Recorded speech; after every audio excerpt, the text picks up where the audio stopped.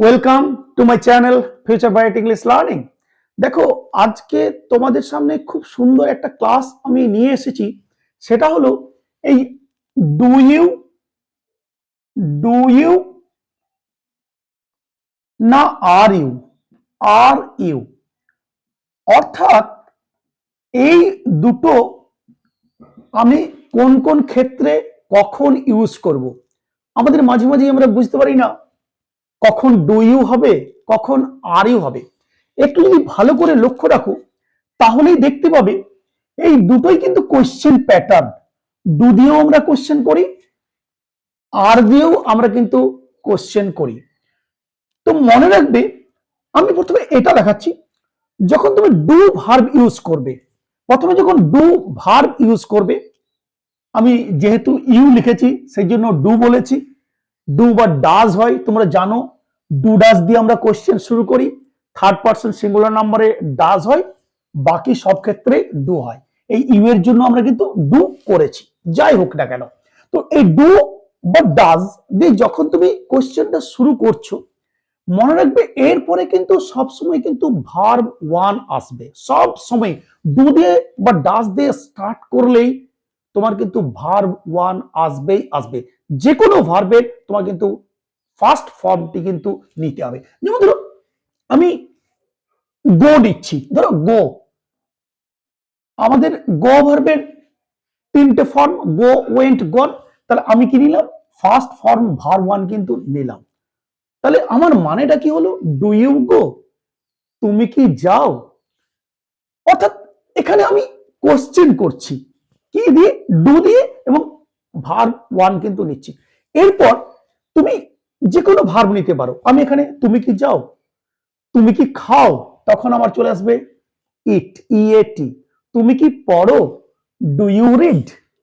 তুমি কি খেলো, ডু ইউ প্লে। দেখতে পাচ্ছ? অর্থাৎ আমি ডু দিয়ে যখনই কোশ্চেনটা শুরু করব, তখনই আমি কি করব? এই ডু ইউ এর পরে কিন্তু আমার ভার্ব ওয়ান কিন্তু আসবেই আসবে। এবং মিনিংটা কিরকম হচ্ছে নিশ্চয়ই বুঝতে পারলে। এরপর তো আমাদের রয়েছে, এইদিকে তুমি বাড়াতে পারো, এইদিকেও বাড়াতে পারো, এখানে ডাবল এইচ তুমি দিতে পারো। তুমি কোথায় যাও, একই জিনিস হবে, ওয়্যার ডু ইউ গো। আবার তুমি ডাবল এইচ যদি না নাও, এদিকেও বলতে পারো do you go by bus, তুমি কি বাসে করে যাও। সুতরাং আমার মেইন জিনিস আমি যেটা বোঝাতে চাইছি, মনে রাখবে এই ডু ইউ এর পরে সবসময় কিন্তু ভার্ব ওয়ান আসবেই আসবে। সেটা যদি ডাজ নাও, ধরো ডাজ নাও, তখন আমার এই পার্সনটা চেঞ্জ হয়ে যাবে। তখন ধরো ডাজ হি হয়ে যাবে, ডাজ সি হবে, থার্ড পার্সন সিঙ্গুলার নাম্বার আমাকে বসাতে হবে যদি আমি ডাজ নিই। যাই বলো না কেন, ডু বা ডাজ নিয়ে তুমি যখন কোশ্চেনটা শুরু করছো, মনে রাখবে সাবজেক্ট বা পার্সন এখানে নেওয়ার পরে আমার কিন্তু ভার্ব ওয়ান আসবেই আসবে। তাহলে বোঝা গেছে আমরা কি করব? ডু এর পরে যখন কোশ্চেন করছি, ডু দিয়ে ডু ইউ এর পরে আমরা কি করছি? অবশ্যই আমার কিন্তু ভার্ব ওয়ান লিখতেই হচ্ছে। আমরা তাহলে বুঝলাম, এবং কোশ্চেন গুলো কি ধরনের হচ্ছে আমরা সেটাও বুঝলাম। তুমি কি ফুটবল খেলো? দেখো, ডু ইউ প্লে, এইদিকে বাড়াচ্ছি, ডু ইউ প্লে ফুটবল। আবার আমি দুটোই নেব, তুমি কখন ফুটবল খেলো, দেখো এইদিকেও নিতে পারি ওয়েন, কখন, এইদিকে আমি ডাবল এইচ নিয়ে নেবো, ওয়েন, ডাবল এইচ ওয়ার্ড আমি নিয়ে নেবো, ওয়েন ডু ইউ প্লে, এদিকে বাড়িয়ে দেবো, when do you play football, কখন তুমি ফুটবল খেলো। যদি ডাস নিই, ধরো একটা ডাস দিয়েও দেখিয়ে দিয়ে যাই, ধরো সে কি ফুটবল খেলে, তাহলে আমার এখানে ডাস চলে আসবে, ডু এর পড়তে ডাস, সাবজেক্ট কি হবে? হি বা সি বলতে পারো, does he. Verb one play, played, played, play হচ্ছে P L A Y first word, first form. তাহলে আমি কি করবো?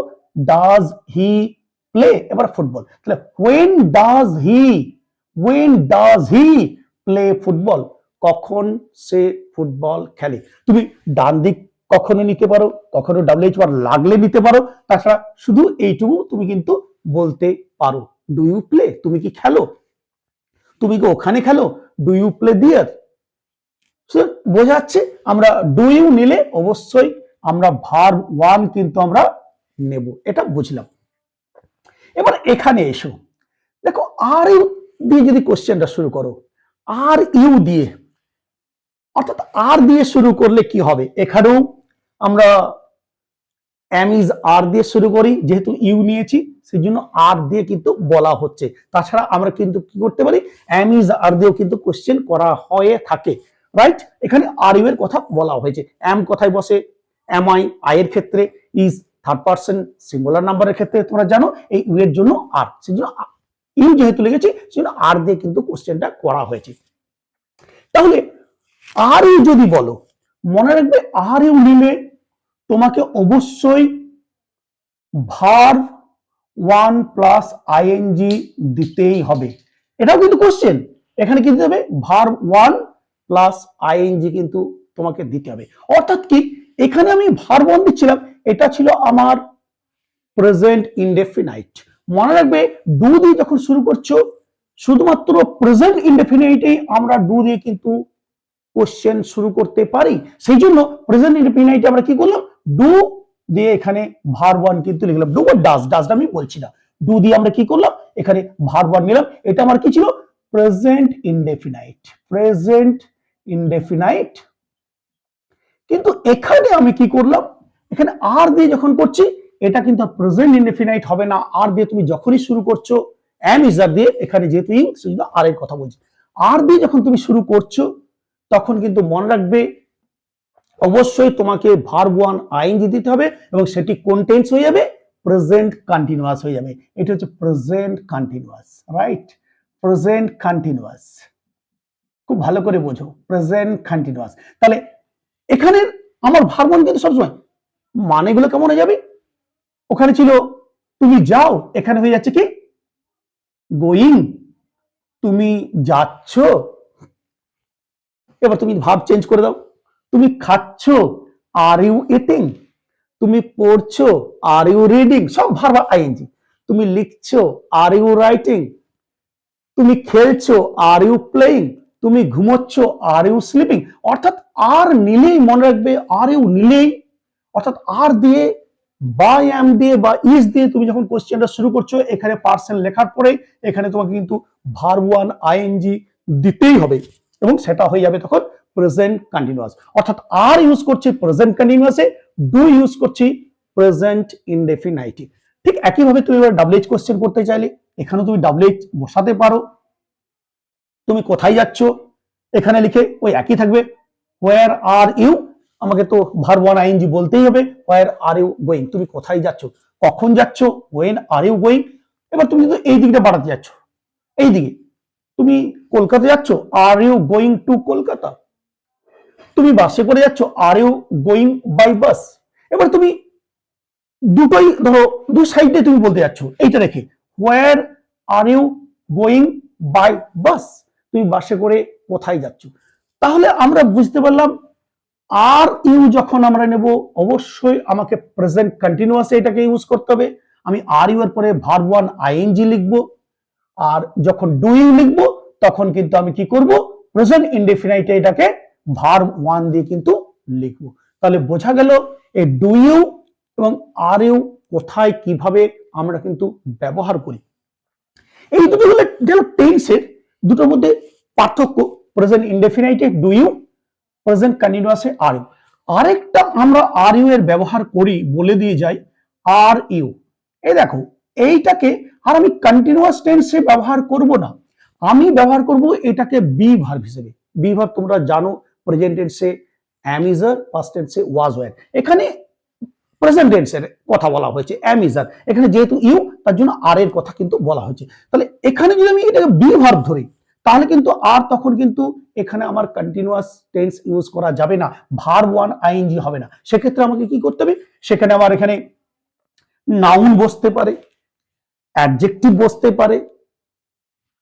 অর্থাৎ ওই অ্যাম ইজ এর যে ব্যবহারগুলো করেছিলাম, কোন কোন ক্ষেত্রে আমরা অ্যাম ইজ এর ব্যবহার করেছি, কোন তোমার স্ট্যাটাস বোঝাতে, তোমার পরিচয় বোঝাতে, তোমার মর্যাদা বোঝাতে, তুমি কোন জায়গায় রয়েছো সেগুলো বোঝাতে কিন্তু আমরা যে সমস্ত ওয়ার্ডগুলো ব্যবহার করি সেগুলোই কিন্তু ব্যবহার করতে হবে। যেমন ধরো আমি বলেছি অ্যাডজেক্টিভ ইউজ করতে পারো, তাহলে আর ইউ টায়ার্ড, এই দেখো তখন কিন্তু তুমি এটাকে আমি অ্যাডজেক্টিভ ইউজ করলাম, আর কিন্তু ভার্ব ওয়ান আইএনজি হবে না। এখানে আমি যেহেতু এটাকে বি ভার্ব ধরেছি, এটাকে বি ভার্ব ধরলাম, বি ভার্ব, আর ওখানে কি ছিল ওটা অক্সিলারি ভার্ব ছিল কিন্তু এখানে মেইন ভার্ব বা বি ভার্ব হিসেবে ইউজ করেছি, তাহলে সেই জন্য হলো আর ইউ টায়ার্ড, এটা আমি অ্যাডজেক্টিভ হিসেবে ইউজ করলাম।